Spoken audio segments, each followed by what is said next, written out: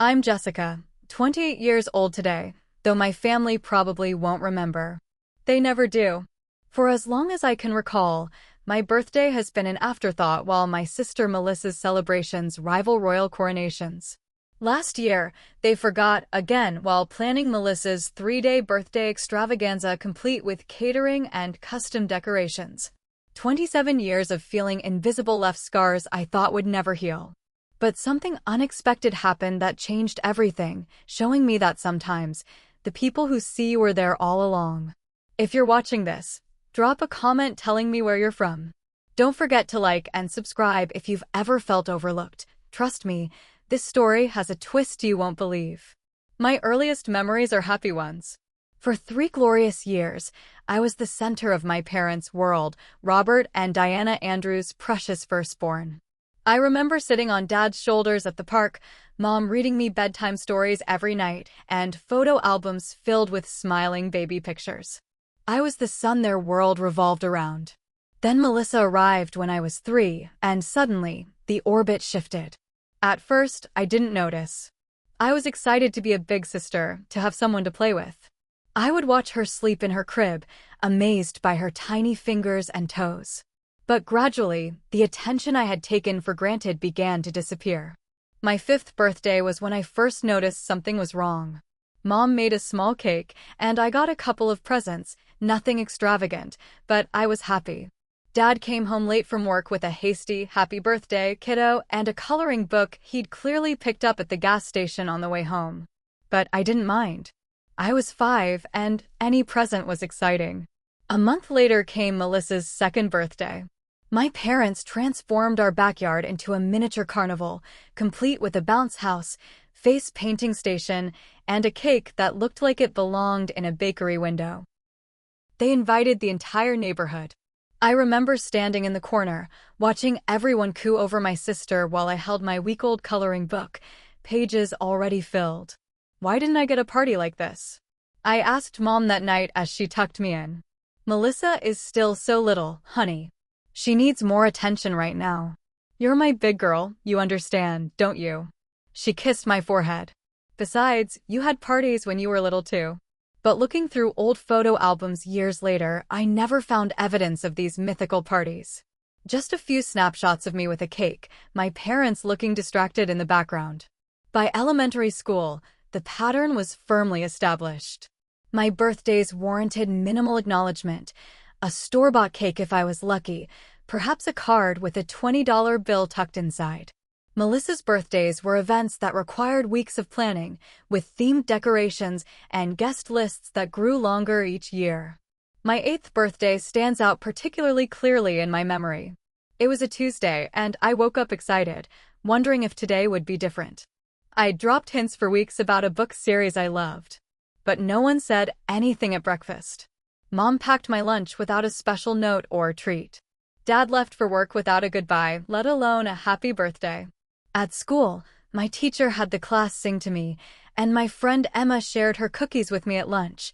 But when I came home, life continued as normal. It wasn't until after dinner, while Mom was loading the dishwasher, that she suddenly gasped. "Oh, Jessica, today's your birthday, isn't it?" I completely forgot. She looked genuinely distressed, which somehow made it worse. "We've been so busy with your dad's project and Melissa's dance classes." "I'm so sorry, sweetie." Dad looked up from his newspaper, guilt flashing across his face. "Happy birthday, Jess. We'll get you something special this weekend, okay?" But the weekend came and went, and the promised something special never materialized. Just another broken promise to add to the growing collection. I learned to stop reminding them about my upcoming birthday. Instead, I'd become self-sufficient, saving my allowance to buy myself a small treat, making my own plans. By age 10, I was checking out library books about birthday cakes and attempting to bake them myself. Sometimes they turned out lopsided or undercooked, but they were mine. My personality developed accordingly. I became the responsible one, the child who never caused problems or demanded attention. I got good grades, kept my room clean, and helped with chores without being asked. I was the perfect daughter who didn't need celebration or recognition. But inside, resentment and confusion grew. Why wasn't I worth remembering?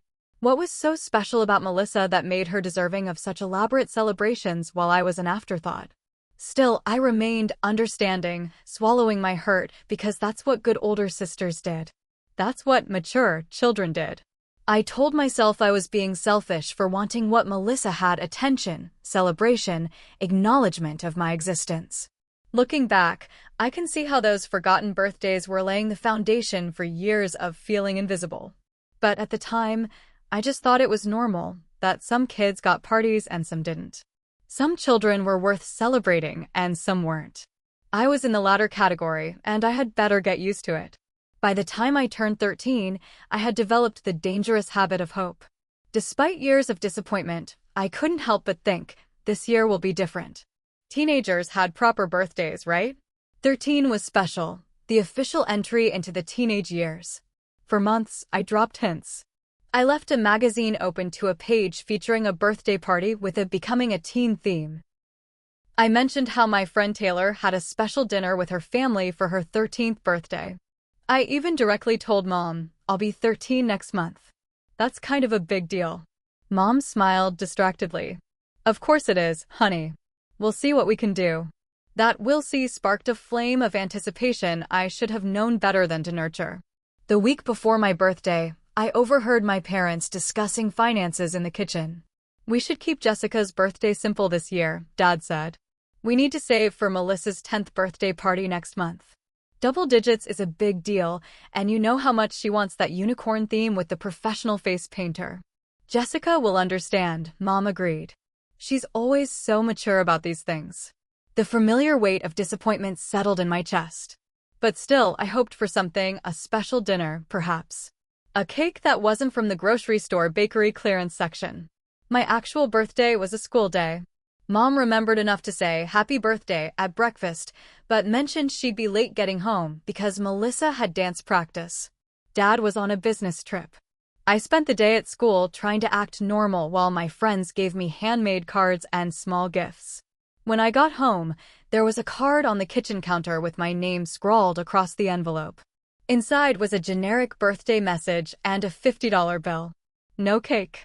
No dinner plans. Just money, as if they could pay off their parental obligation. Later that evening, I sat alone at the kitchen table with a microwave dinner while Mom and Melissa were still out. Through the kitchen window, I could see other families in our neighborhood sitting down to dinner together. I wondered what it would be like to be part of a family where everyone was equally important. If my 13th birthday was disappointing, my 16th was devastating. My best friend Rachel had been asking me about my birthday plans for weeks. Nothing special, I'd told her, used to downplaying my expectations. Just a quiet family thing probably. Rachel was outraged. It's your 16th birthday. You can't just do nothing. Without my knowledge, she organized a surprise party with our friend group. They arranged everything: decorations, cake, even small gifts. All Rachel needed was permission to host it at my house. When she called my mom to ask, Mom initially agreed. But 3 days before my birthday, Mom called Rachel back. I'm so sorry, but we have to cancel the party plans. Melissa has her big dance recital that day, and we can't miss it. Maybe you girls can celebrate another time. Rachel was furious on my behalf, but what could she do? She told me about it the next day at school, her eyes filled with anger and pity. Your parents are seriously letting you down, Jess, she said, squeezing my hand. It's not right. That night, I confronted my parents for the first time. How could you cancel my birthday party? It's my 16th birthday, and my friends worked so hard to plan it. Mom looked genuinely surprised at my outburst. Jessica, you know how important this recital is for Melissa. She's been practicing for months. We can celebrate your birthday another time. When? I demanded, tears streaming down my face. When have we ever celebrated my birthday another time? When has my birthday ever been as important as anything Melissa does? Dad stepped in, his voice stern. That's enough, Jessica. You're being selfish. Your sister needs our support for her recital. You're older, more mature. We expect you to understand. There it was, the familiar refrain. My maturity, my understanding, my selflessness were not virtues to be praised, but tools to dismiss my needs. On my 16th birthday, I sat alone in my bedroom while my family attended Melissa's dance recital. They didn't even leave me a cake. They returned hours later, bubbling with excitement about Melissa's performance and the dinner they'd enjoyed afterward at her favorite restaurant. Nobody said happy birthday to me that day. That night marked a turning point. The hurt crystallized into something harder, more permanent. I stopped hoping for things to change and focused instead on planning my escape. College applications became my priority.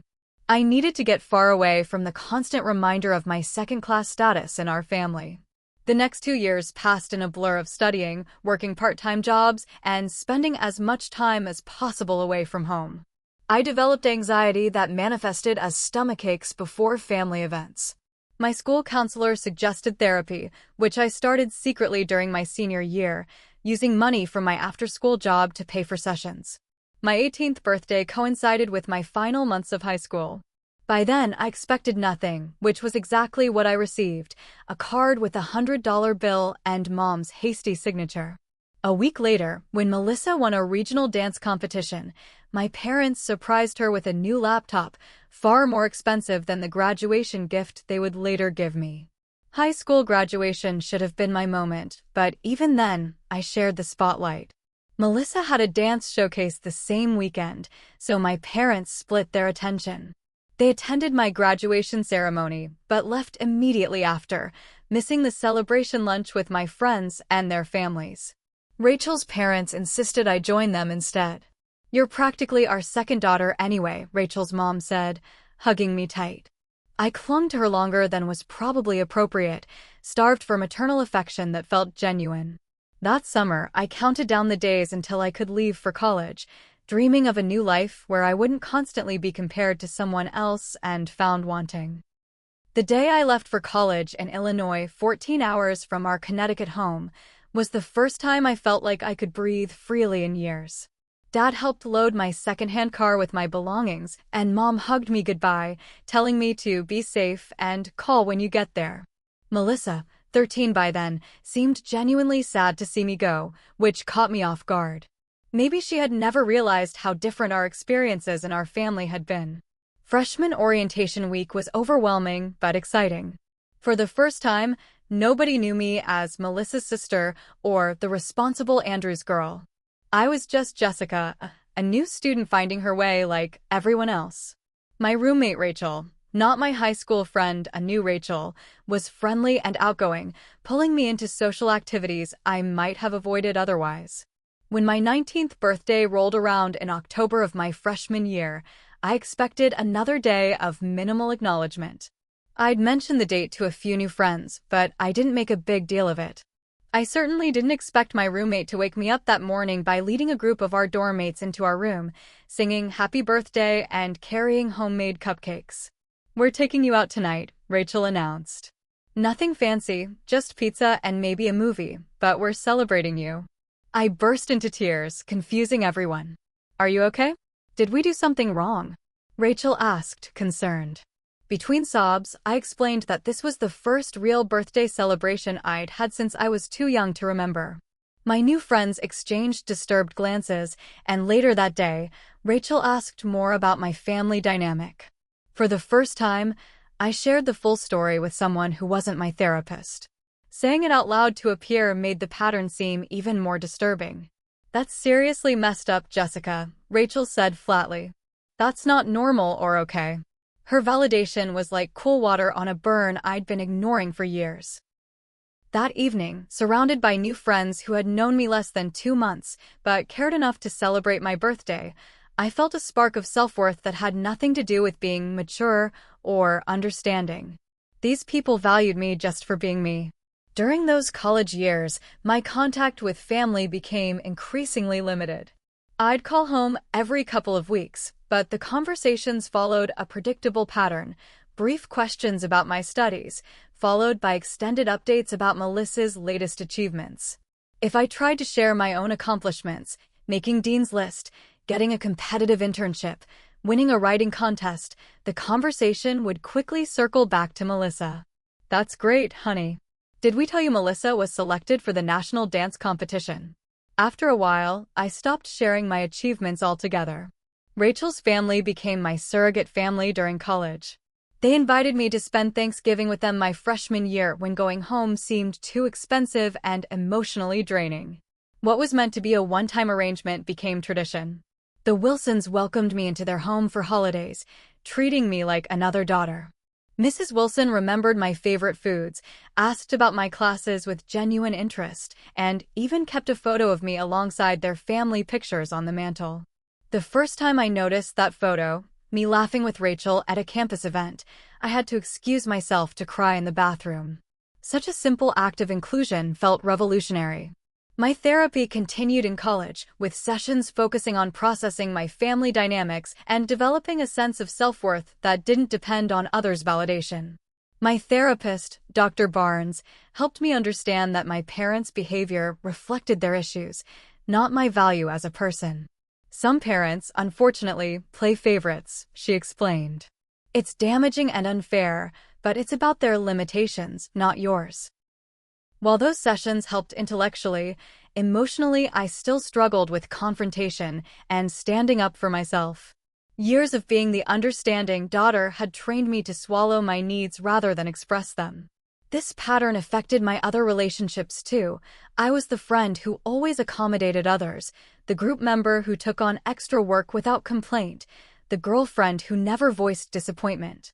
When I graduated from college with honors, my parents did attend the ceremony. I spotted them in the audience as I walked across the stage, feeling a childish surge of hope that maybe, just maybe, this achievement would earn their full attention and pride.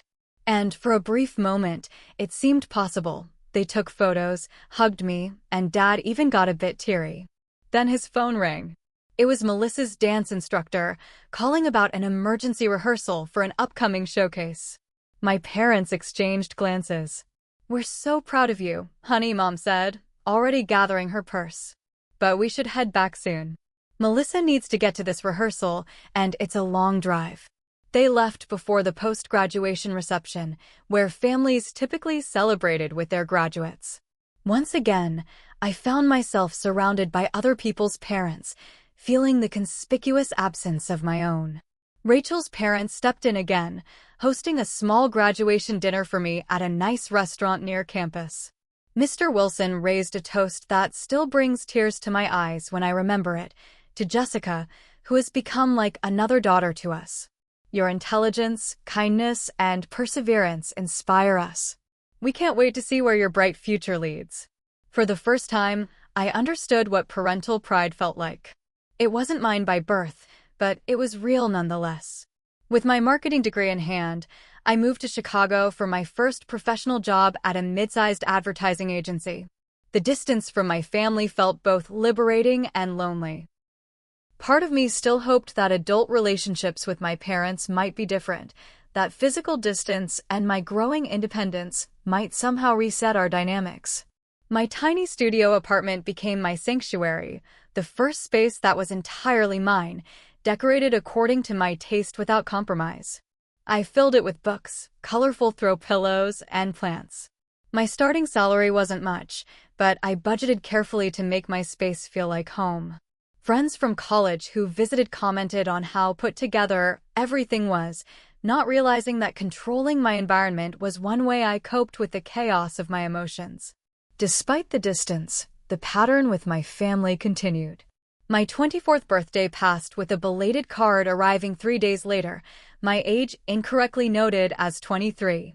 When I called to thank them anyway, old habits die hard. Mom sounded distracted. "Oh, you're welcome, sweetie. Sorry it was late. Things have been so busy with Melissa's college applications." I bit back the reminder that they had managed to send Melissa's birthday gift a month early during this supposedly hectic time. The following year, my 20th birthday, a milestone quarter-century, went completely unacknowledged until the day after, when Mom called. "I'm so sorry we missed your birthday yesterday. It completely slipped our minds. Dad and I were helping Melissa move into her new apartment. You know how stressful moving can be. I didn't know I'd moved 3 times since college, always alone, carrying boxes up flights of stairs by myself because my parents were too busy to help.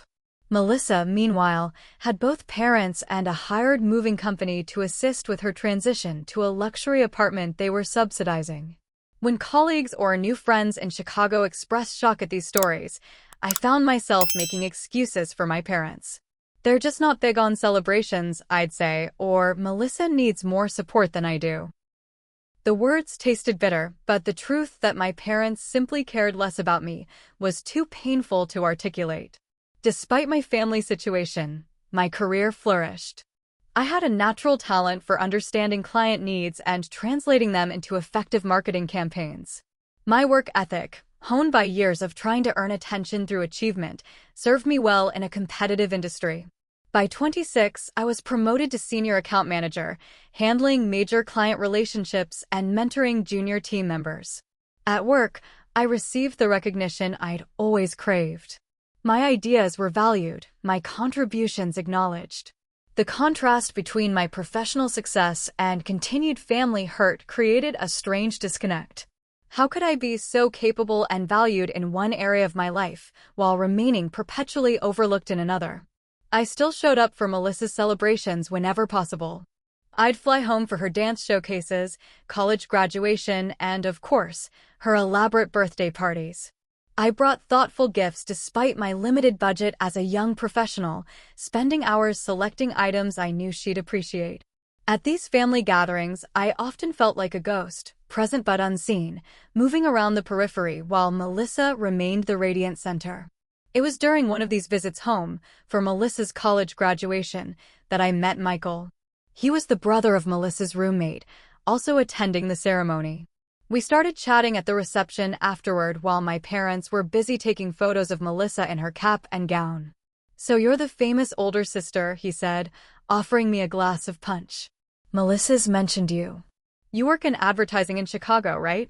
I was surprised Melissa had talked about me at all. "That's right. Nothing as impressive as medical school, though." Melissa was headed to med school in the fall, a fact my parents mentioned to anyone who would listen. Michael laughed. "Different paths, not better or worse. I'm in architecture myself. More creative than scientific, like you." Something about his easy manner and genuine interest in my work made me comfortable. We exchanged numbers before I flew back to Chicago, beginning a long-distance friendship that gradually evolved into more. During his frequent business trips to Chicago, we'd meet for dinner or explore the city together. Unlike previous relationships where I'd hidden my family issues, with Michael I found myself sharing the truth early on. He witnessed the birthday disparity firsthand 6 months into our relationship, when he joined me for a weekend visit to my parents' house that happened to coincide with my 26th birthday. My parents gave me a gift card and a rushed dinner at a chain restaurant, claiming they had to get home early because they were tired. 2 weeks later, Michael saw my social media feed filled with photos from Melissa's extravagant birthday celebration, a weekend spa retreat my parents had organized for her and 7 friends. "This isn't right, Jessica," he said quietly, scrolling through the images. "You deserve better treatment than this." His indignation on my behalf was both validating and uncomfortable. For years, I'd normalized my family's behavior, making excuses and swallowing my hurt. Having someone witness it and name it as wrong forced me to confront the reality I'd been avoiding. Still, confronting my parents seemed impossible. The fear of being labeled dramatic or selfish paralyzed me. Instead, I poured my energy into building a life that didn't depend on their approval, advancing my career, strengthening friendships, and deepening my relationship with Michael, who moved to Chicago a year after we started dating. But beneath the surface, resentment continued to build like pressure in a sealed container. Every forgotten birthday, every dismissed achievement, every comparison to Melissa added another crack to my carefully constructed composure. Something had to give eventually. The weekend of my 27th birthday started like many others. Michael had planned a special dinner for us on Saturday night, but I'd agreed to visit my parents first, as they'd been asking me to come home more often. "It would be nice to spend your birthday with family too," Mom had said during our last phone call, which had given me a flicker of hope that maybe, finally, they were making an effort.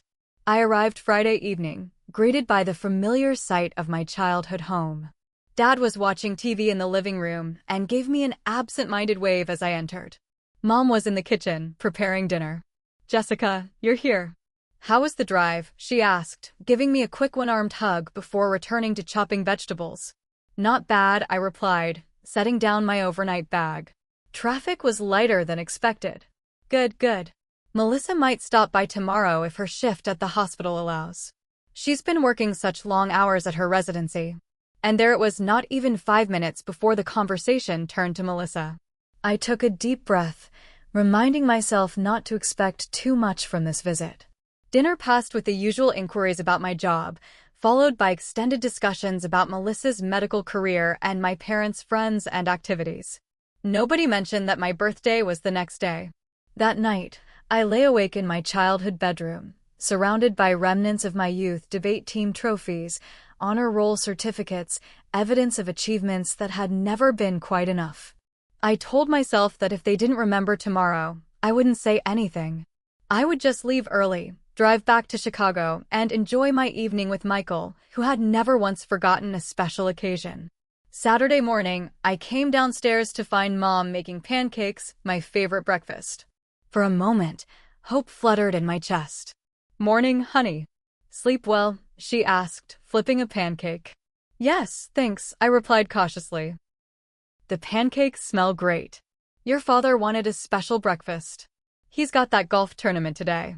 The hope died as quickly as it had appeared. This wasn't for me at all. Dad came in, already dressed in his golf attire. "Morning, Jess. These pancakes for everyone?" he asked, reaching for a plate. "Of course," Mom replied.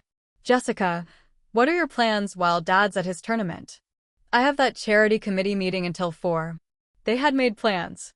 On my birthday. Without even considering me. "I might head back to Chicago earlier than planned," I said quietly. "Oh, really? That's too bad. But I understand, big city busy life," Dad said cheerfully, drowning his pancakes in syrup. Neither of them asked why I might leave early. Neither of them realized what day it was. After breakfast, Mom left for her meeting and Dad headed to his golf tournament. Alone in the house, I found myself wandering restlessly from room to room, feeling like a ghost in my own family home. In the dining room, I noticed a stack of mail on the sideboard. Absently, I flipped through it, freezing when I saw an envelope from a party planning company. I shouldn't have opened it, but something compelled me to look inside. It was an invoice for a deposit on an event space for Melissa's 24th birthday, still a month away. The amount made my eyes widen. $500 just for the deposit, with a total estimated cost of over $3,000. My hands shaking, I replaced the envelope and continued my aimless wandering, eventually finding myself in my parents' home office. The door to their filing cabinet stood open, and a folder labeled Melissa, birthday caught my eye. Again, I knew I shouldn't look, but I was driven by a morbid curiosity. Inside were receipts, invoices, and printouts dating back years. Expensive birthday gifts, electronics, jewelry, designer clothes, all carefully documented for insurance purposes. There was even a printed email thread about a custom necklace they'd ordered for her upcoming birthday, with a price tag that made me gasp. Driven by a growing sense of dread and anger, I searched for a folder with my name. I found it eventually, Jessica, miscellaneous. Inside were my report cards, some medical records, and a few random receipts that had nothing to do with gifts or celebrations. Not a single birthday was documented. Something broke inside me at that moment. All the years of hurt, dismissal, and invisibility crystallized into a white-hot rage that consumed all rational thought. I stormed out of the office, grabbing my phone to check the time. 2:37 p.m. on my 27th birthday, and my own parents hadn't even remembered. When they both returned home around 5 o'clock, I was sitting at the kitchen table, the party planning invoice and a printout of the custom necklace email in front of me. "Jessica? What are these?"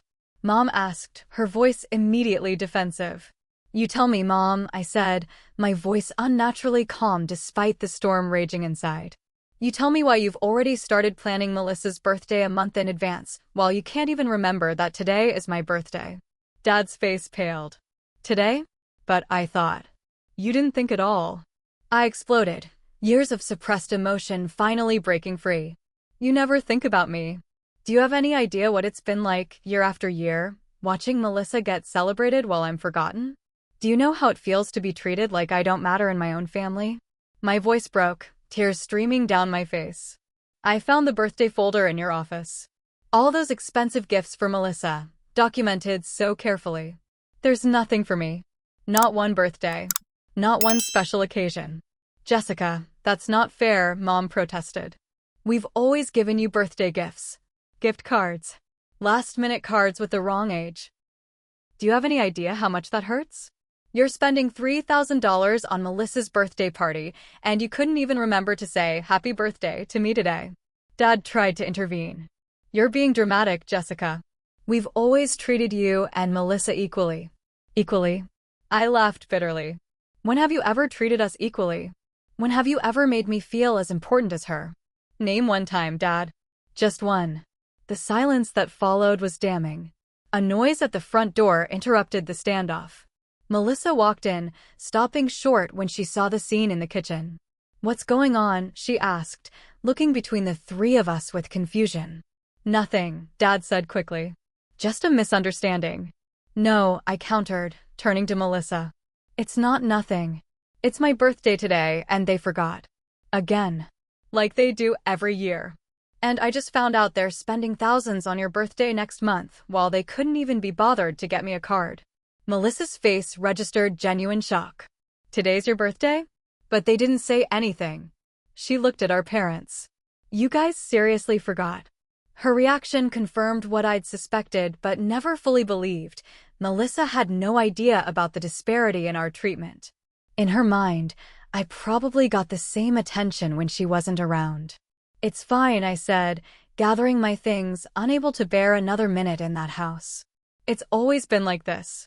I just can't pretend anymore that it doesn't hurt. I left despite their protests and calls to come back and talk things through.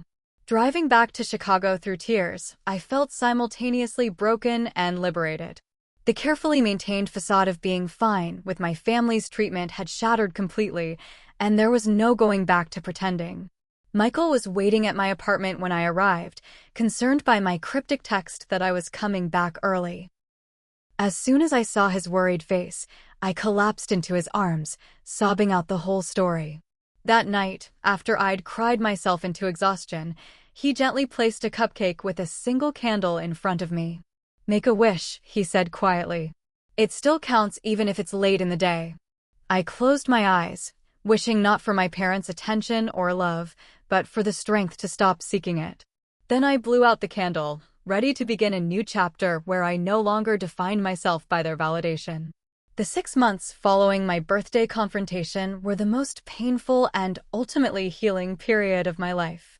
I maintained minimal contact with my parents, responding to their texts and occasional calls with brief, polite messages, but declining invitations to visit. Each attempt at connection was met with an internal battle, the ingrained desire to please them fighting against my newfound boundary setting. My parents' initial reactions followed a predictable pattern. First came the dismissal. You're overreacting, Jessica. We've always celebrated your birthdays. When I didn't accept this rewriting of history, they moved to guilt. After everything we've done for you, this is how you repay us. By making these accusations. The most difficult part was the moments of self-doubt. Had I blown things out of proportion? Was I being selfish or petty? Sessions with my therapist helped me recognize these thoughts as the result of years of gaslighting, where my feelings had been consistently invalidated. You're not asking for special treatment, Dr. Barnes reminded me. You're asking for equal treatment, for your existence to be acknowledged with the same enthusiasm they give your sister. That's not unreasonable. What surprised me most during this period was Melissa's reaction. 2 weeks after the confrontation, she texted asking if we could meet. I agreed to a video call, both curious and apprehensive about what she wanted to say.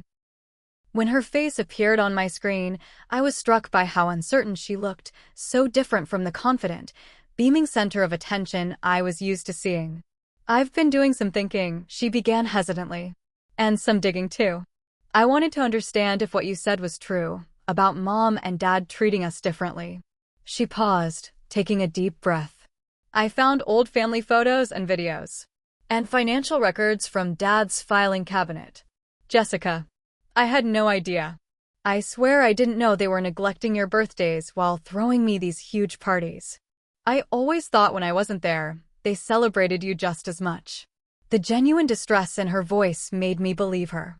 Perhaps the most painful realization was that my sister hadn't been complicit. She'd been oblivious, protected from the ugly truth of our parents' favoritism. Why would they do this? She asked, her voice small. It's so obviously wrong. I don't know, I admitted. I've been asking myself that for years. Melissa became an unexpected ally in the months that followed.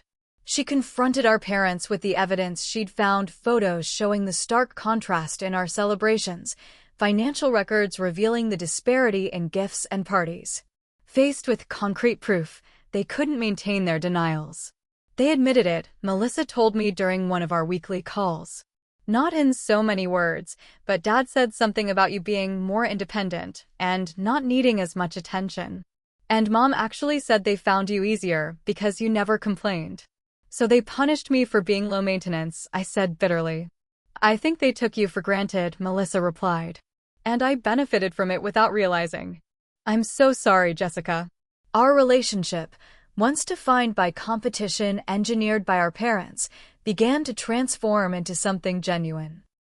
For the first time, we were getting to know each other as adults, without the distorting lens of parental favoritism. Meeting in person was harder than our phone calls.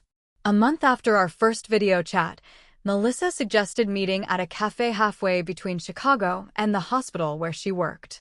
I agreed, though my stomach was in knots the entire drive there.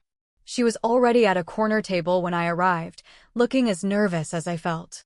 The conversation started awkwardly, both of us unsure how to bridge the chasm that had always existed between us. I brought something, she said eventually, sliding a small photo album across the table.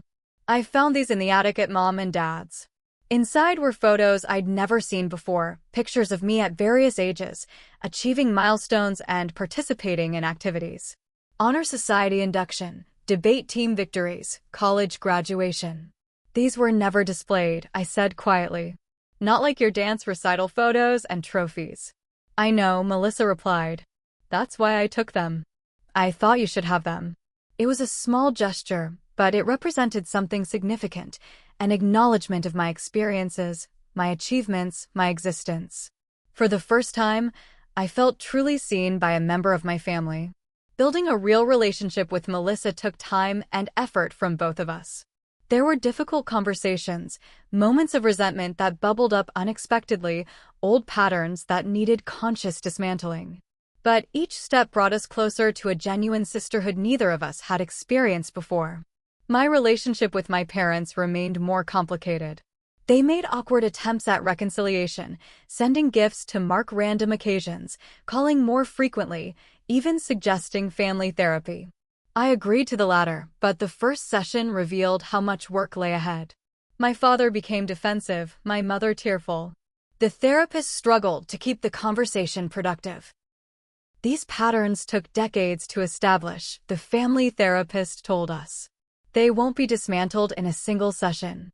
As my 20th birthday approached, I made plans to celebrate only with friends and Michael. I expected nothing from my family and had made peace with that expectation. My priority was creating a celebration that felt authentic and joyful, surrounded by people who consistently showed they valued me. What I didn't know was that Melissa had been working on a plan of her own, reaching out to Michael, contacting my friends, coordinating with people from different phases of my life. She'd become determined to help create the celebration she believed I deserved, not out of guilt, but out of a genuine desire to show me I mattered. Everyone deserves to feel special on their birthday, she told Michael during one of their planning calls. Especially Jessica. My 20th birthday dawned sunny and mild, a perfect Chicago spring day. I woke to find Michael already up, the scent of coffee and something sweet filling our apartment. Happy birthday, he said, kissing me as I shuffled into the kitchen, still half asleep. I made your favorite breakfast. The table was set with flowers, fresh blueberry pancakes, and a small wrapped gift beside my plate. You didn't have to do all this, I said, though I was touched by his thoughtfulness. Of course I did. It's your day. He smiled, pouring me coffee. Though I should warn you, I have plans for us tonight. Oh. I raised an eyebrow. What kind of plans? Nothing elaborate, he assured me, knowing how I felt about big celebrations after years of disappointment. Just dinner at that new place by the river, the one you've been wanting to try. The day passed pleasantly. I received calls and texts from friends, a video chat with Rachel and her family, even an email from my boss granting me an extra day off as a birthday gift. By evening, I was relaxed and content, grateful for the normal, pleasant birthday I'd always wanted but rarely experienced. As promised, Michael and I got dressed for dinner. I noticed he seemed slightly nervous as we drove downtown, checking his phone more often than usual. Everything okay? I asked. Perfect, he replied quickly. Just making sure our reservation is set. We pulled up to the restaurant, an elegant converted warehouse with floor-to-ceiling windows overlooking the Chicago River. It looked even more beautiful than the photos I'd seen online, its patio strung with twinkling lights that reflected in the dark water below. The hostess greeted us warmly. Andrew's party of two? We have your private room ready. Private room? I whispered to Michael as we followed her. That seems excessive for just us. He simply smiled, squeezing my hand as the hostess led us down a hallway toward a set of double doors at the back of the restaurant. Your party is right through here, she said, stepping aside to let us enter. The doors opened to reveal a stunning private dining room, but it wasn't empty as I'd expected. Instead, it was filled with people, all smiling at me as they shouted, "Surprise!" For a moment, I couldn't process what I was seeing. Friends from every phase of my life stood before me, college roommates, coworkers, neighbors, even my childhood friend Emma, who I hadn't seen in years. The room was beautifully decorated with photos of me throughout the years, strung along the walls like a timeline of my life. And at the front of the room stood Melissa, smiling nervously. Happy birthday, Jessica, she said, stepping forward to hug me. I was overwhelmed, tears springing to my eyes as I looked around at all these people who had gathered for me, just for me. The decorations weren't generic party supplies, but thoughtfully chosen items reflecting my interests and achievements, books I loved, marketing campaigns I'd worked on, places I'd traveled. How did you? I began, unable to finish the sentence. It was mostly Melissa, Michael explained, his arm around my waist. She contacted everyone, found the venue, coordinated everything. I just helped with the details. I turned to my sister in disbelief. You did all this? For me. She nodded, looking uncharacteristically shy. With lots of help. Everyone was so excited to celebrate you, Jessica. All I did was bring them together. As the initial shock wore off, I moved through the room, greeting friends and accepting congratulations. Each person seemed genuinely happy to be there, sharing stories of how I'd impacted their lives in ways I'd never realized. My college roommate Rachel had flown in from California. My first boss had come despite being 9 months pregnant. Even Dr. Barnes, my therapist, had been invited and accepted. I don't normally attend client events, she told me quietly. But I wouldn't have missed seeing you surrounded by all this love. Melissa approached me as I was accepting a glass of champagne from a waiter. I have something for you, she said, handing me a beautifully wrapped package. Inside was a leather-bound photo album. But unlike the small collection of rescued photos she'd shown me at the cafe, this was comprehensive, a lovingly curated record of my achievements, friendships, and milestones from childhood to present day. I've been collecting these for months, she explained as I turned the pages in amazement. Contacting your friends for photos, scanning old newspaper clippings about your debate wins, finding pictures of your college graduation. I wanted you to see your life through the eyes of people who truly value you. The thoughtfulness of the gift left me speechless. It wasn't just a photo album, it was validation of my existence, proof that my life mattered and had been witnessed, even when my parents weren't paying attention. As we embraced, the doors opened again. My parents stood there, looking uncertain and out of place. The room quieted as everyone sensed the shift in energy. Michael appeared at my side, his hand protectively finding mine. They wanted to come, Melissa whispered.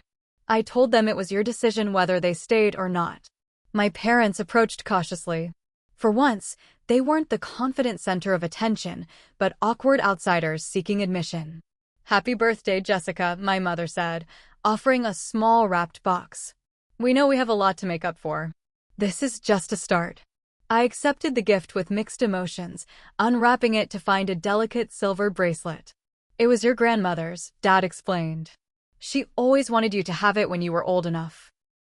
It was a meaningful gift, perhaps the first truly thoughtful one they'd given me in years. But more significant was their presence, their willingness to be in a space where they weren't in control, where the focus was entirely on celebrating me. "Thank you for coming," I said formally. I wasn't ready for hugs or declarations of forgiveness, but I could acknowledge their effort. The party continued, my parents remaining on the periphery, watching as others celebrated me with an enthusiasm they'd never shown. It must have been eye-opening for them to see how many people valued me, how many lives I'd touched. Later, as Michael and I drove home, he asked if I was okay with how everything had unfolded. "I know seeing your parents was unexpected," he said. "Melissa wasn't sure whether to tell them, but she thought you should have the choice to include them or not."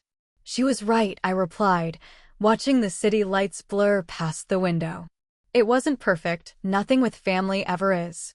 But for once, I felt seen. Not just by my parents, but by everyone who matters to me. That's what I've wanted all along. That night, falling asleep in our apartment surrounded by cards and gifts, I realized something profound had shifted inside me. For the first time, I truly believed I deserved celebration. Not because I was perfect or exceptional, but simply because I existed. And that belief, more than any party or present, was the greatest gift I could have received. The year following my surprise birthday party brought changes I never could have anticipated. The celebration hadn't magically fixed everything. Family healing doesn't work that way, but it had created an opening, a possibility for something new to grow. Family therapy continued, though not without challenges. My parents struggled with accountability, often falling back on defenses like, "We did the best we could," or "We never meant to hurt you." The therapist would gently but firmly redirect them. Intent doesn't negate impact. Jessica's feelings are valid regardless of your intentions. Slowly, painfully, my parents began to recognize patterns they'd never acknowledged before. During our fourth session, my father made a breakthrough that left us all stunned. "My parents always favored my younger sister," he admitted quietly. "I swore I'd never do the same to my children, but I think I repeated exactly what was done to me, just with the opposite child." It wasn't a complete explanation, nor did it excuse decades of hurt, but it was the first genuine insight he'd offered. My mother, too, began to recognize how she'd enabled the favoritism. "Melissa reminded me of myself," she confessed. "And Jessica, you were so independent, so capable. I told myself you didn't need as much attention, but the truth is, I found it easier to connect with Melissa. That was my failing, not yours." These realizations didn't immediately transform our relationship, but they laid groundwork for something more honest than what we'd had before. Meanwhile, my relationship with Melissa flourished. Free from the competitive dynamic our parents had created, we discovered we actually liked each other as people.